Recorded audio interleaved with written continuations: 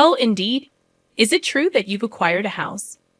If so, I'd be interested in living with you. Unexpectedly, my mother-in-law started uttering such an absurd proposition over the phone. She must have caught wind of our recent home purchase from my husband. I could discern my sister-in-law's amused chuckles in the background. Does she believe her laughter can go unnoticed? Honestly, I have no desire to reside with my mother-in-law and the others. I thought my husband shared the same sentiment. However, the fact that they've been informed about our new house. Could it be that they're assuming we'll be living together? The idea that my beloved husband might be in cahoots with them fills me with a bit of apprehension. Yet, I have no intention of yielding to their wishes. Are they trying to manipulate me? If that's their game, I'll reverse the roles. Reflecting on all my past tribulations, I pledged revenge against them. I am Kate Thompson, 30 years old, working as an ordinary employee at a major financial corporation. I married my husband Joe 3 years ago, and though we don't have children yet, there's a valid reason for that. A decision we both took seriously. Joe and I are fully committed to our careers, toiling daily with the aim of advancing. Once our professional lives stabilize, we plan to build our own home and create a stable environment for raising children. We've agreed to revisit the topic of having kids once our careers settle down. This was a decision we made earnestly, sharing our genuine feelings and thoughts. We do aspire to have children eventually, and now, as we prepare for that, I find myself recalling all my past struggles. Then, one day, I successfully executed a well-planned project at work, and my promotion was officially confirmed. While my salary was already sufficient, the promotion brought even more comfort to our lives. On the other hand, Joe, although not promoted, received a substantial salary increase due to his years of service. With both our incomes on the rise, I felt it was time to turn our long-held dream into reality. So I broached the topic with Joe. Joe, I want to talk to you. Over the past year, both of us have had stable incomes. I think it might be time to consider getting our own home. What do you think? Oh, is it time already? From his excited voice, I could tell Joe was thrilled. Actually, I've been thinking about it too, but since I haven't been promoted yet, I felt a bit hesitant to bring it up. Don't worry about that. It's not like only one of us needs to earn money. I was thinking it might be okay to build our home in my name. Really? Well, you do earn more now. If you're okay with it, let's build our home in your name. All right, let's proceed with that. Let's go see some model houses on our next day off.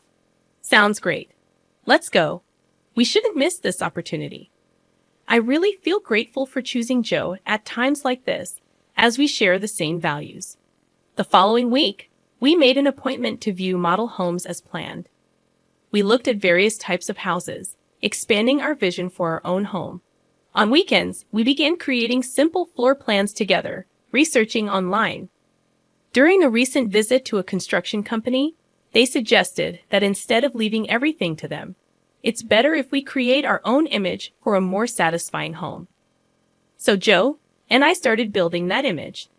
However, neither of us has much knowledge of architecture or design. Even with research, it takes time to put it into practice. While taking breaks, we continued working, and then the doorbell rang. I thought it was a delivery, but when I opened the door, my mother-in-law was standing there. Unexpectedly, huh? Mother, what brings you here so suddenly like this? My mother-in-law sometimes visits our place without notice. She glared at me and, without a word, took off her shoes and went into the house on her own. I'm here, Joe. Huh, Mom? What's up? Surprised by his mother's call, Joe showed a startled reaction. Did you have some business around here? To Joe's question, his mother looked a bit perplexed. Yes, I told Kate about it over the phone a little while ago, but it seems Joe didn't know. I see. Maybe Kate forgot to tell me. Seems like it. Kate, even though she's still young, has a terrible memory. That's not true, Mom. It's not forgetfulness. Kate is incredibly busy with work, and at the same time, she takes care of the household. Her mind is always full of things to do. You're such a kind boy, Joe. If your late father were here, he definitely wouldn't have forgiven that. I really respect Kate from the bottom of my heart. So, Mom, why did you come here today? To Joe's question, his mother smiled contentedly. Then, she slowly took out a travel brochure from her bag, spread a page with a post-it note on the table, and showed it. Listen, Joe. I've always wanted to go to Niagara Falls. Won't you take me, please? My mother-in-law began to say such things excitedly out of the blue.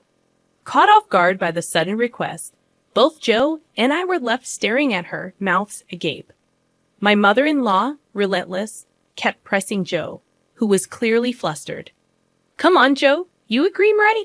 Think of it as a way to show filial piety. Wait a minute, Mom.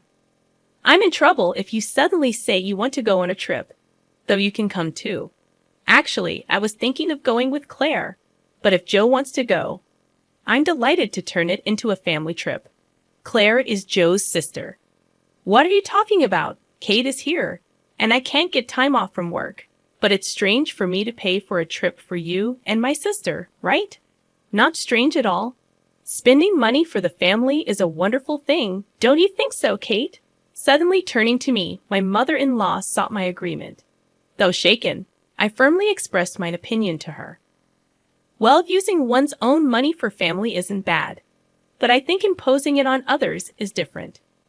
What do you mean by that? Are you saying I'm trying to extort travel expenses from Joe? I didn't mean to say it in such a harsh way, but listening to you, it sounded like you just wanted us to pay for the trip, Kate. That's terrible. I had no such intention, but you're making me out to be the villain in front of Joe. I'm so shocked. That's not. I didn't mean to call you a villain. I just answered honestly to what was asked. Okay, no need for excuses, Kate. Why are you so heartless? You must not like me, do you? My mother-in-law, visibly upset, glared at me with icy cold eyes. It always turns out like this when she comes over. She always finds some reason to demand money and then squanders it with Claire, Joe's sister. Spending money for the family sounds nice, but what my mother-in-law does is practically extortion.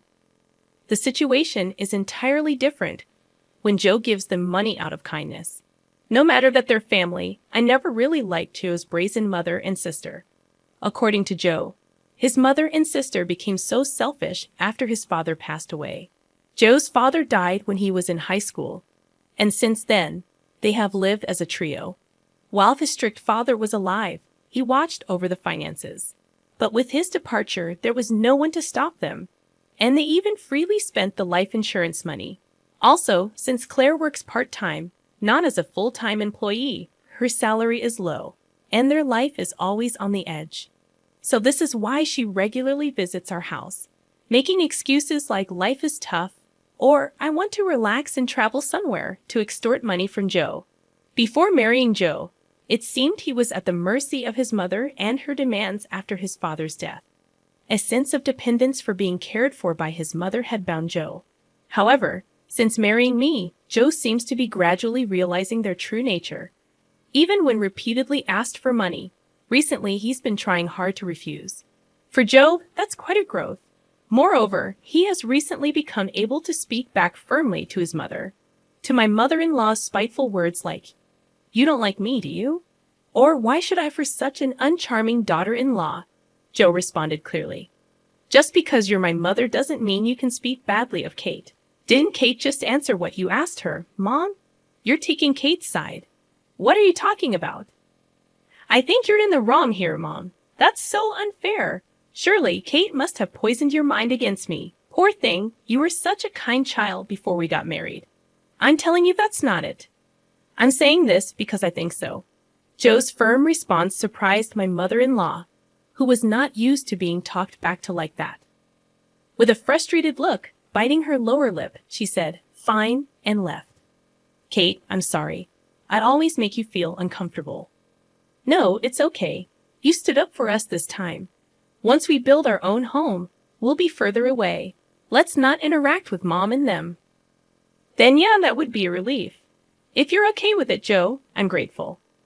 The place we are considering for our new home is quite far from our current apartment, improving the convenience to both of our workplaces. Our current apartment is about 5 train stations away from Joe's parental home. but the new house will be 3 times farther and require transfers. The route from the station is also complex, so if we don't give them the address, they won't be able to find our new home. It's a good chance to cleanly break off our relationship with my mother-in-law. Later, we submitted our imagined floor plan to the construction company, and the construction started 2 months later. After about half a year, our $500,000 dream home was completed. We managed to squeeze some time from our busy work schedules to pack a few days before the move.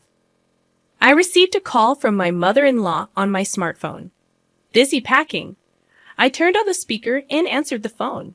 Hello, I said, and my mother-in-law started speaking in an unusually high-pitched voice. Kate, when are you moving? You bought a house, right?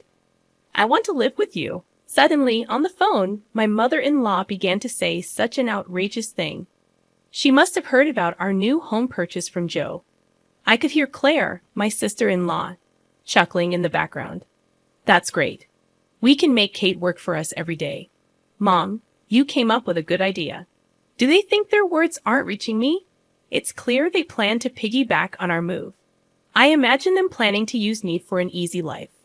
Honestly, I have no intention of living with them. I thought Joe felt the same, but telling them about the new house. Could it be that they're assuming we'll live together? The thought that my beloved Joe might be in league with them fills me with a bit of fear. But I have no intention of letting them have their way. They're probably trying to use me, right? If that's the case, I'll turn it around and use them. I told them the date of our move. Then my mother-in-law and Claire said, "We'll come to the apartment in the afternoon on that day. Take us with you in the car, and arrange the movers for us too." They hung up after making their demands. But of course, I have no intention of complying. For now, I'll check the facts with Joe. As I was about to go and tell Joe this, he was already standing behind me. Joe, you were there. I came to say we should take a break, but was that Mom on the phone just now? Ah, yes. I was going to talk to you about it too. Why did you tell your mother about our new home? It's not like that. Actually, when Mom came over last time, she seems to have seen the floor plan of our new house. She kept pestering me about it every day. So, Kate, I'm really sorry. I see. So you don't intend to live with your mother, right? Of course not. After hearing that phone call, I'm even thinking it's better to cut ties with her. Joe's expression was filled with more anger than ever. It was the first time I had seen him this angry. From what Joe told me, my mother-in-law had seen the layout of our new home and was convinced it was a spacious house. She had pretended to be interested and called Joe repeatedly, asking him about the number of rooms and details of the facilities. But it seems that Joe is on my side, which relieved me. Then there's no problem at all. This made me determined to get my revenge on my mother-in-law. I've had enough of her saying whatever she wants, but it's goodbye to that now. I'll make sure to settle this properly. And so, the day of the move arrived. Joe and I had the movers transport our things in the morning and headed to our new home in our car. By the time we finished moving everything, it was already past 1:00 p.m., checking our phones while taking a break. We saw dozens of missed calls from my mother-in-law. She called me too, Joe said, sounding weary. Then, my mother-in-law called again. I answered the phone with the speaker still on. Hello, Kate. Where are you? I told you I'd be at the apartment in the afternoon, didn't I? Yes, you did say that. So what can I do for you? What do you mean? You didn't arrange for the movers. I've been waiting at home, and not a single truck has shown up. So I had to go to your apartment myself. Is that so? Well, that's too bad. You know, I didn't arrange for any movers. What? That's not the agreement. Where is your new house? Huh, you really think I'd tell you? After saying that clearly, my mother-in-law uttered a dumbfounded huh. She probably thought that as long as Joe was there, she could always have her way. But Joe is different now. He's my precious ally, trying to cut off the bad ties with his family. Determined to release all my pent-up feelings, I spoke firmly. Just to let you know, neither Joe nor I have any intention of living with the two of you from now on. Please don't involve yourselves in our lives. What are you saying? Your opinion doesn't matter. It's up to Joe to decide. At least tell me where the new house is right now. Huh? How are you going to get here without even knowing the address? This house is in my name. I have the right to decide who lives here. If you two just barge in, it's trespassing, and I'll sue you right away. What? Trespassing? How rude to say that about your husband's family. At that point, Joe spoke up in a deathly cold voice. Family? My father, who was a family member, is already gone, isn't he? What are you saying, Joe? After hearing that last phone call, I'm utterly fed up with you two. Just having a blood relation with you is embarrassing. From now on, my family is only Dad and Kate. I no longer consider you two as my family. Wait, Joe, don't say such things. Don't bother us again, got it? With that, Joe hung up without waiting for her reply. He swiftly set his phone to block her calls. Hey, Joe, are you really okay with this? Yeah, I finally realized that Mom was just using me to her advantage. I feel completely relieved now. Joe looked truly refreshed, sincerely believing what he said. That's how we, as a couple, managed to cut off the bad ties with my mother-in-law and sister. Afterwards, they had to change their lifestyle drastically, as Joe stopped supporting them completely. Without any contact with Joe, they lost their fallback option. Later on, my sister-in-law's part-time income wasn't enough, and my mother-in-law had to start working part-time as well. Being a housewife for so long, she wasn't used to the working environment and was clumsy, often being disliked at her workplace. Meanwhile, we live a peaceful life in our new home, with no sudden visits from my mother-in-law anymore. We are truly stress-free. I'm endlessly grateful to Joe for believing in me and cutting ties with his toxic blood relatives. We might face various challenges in the future, but even then, I trust Joe, and we will support each other and walk through life together.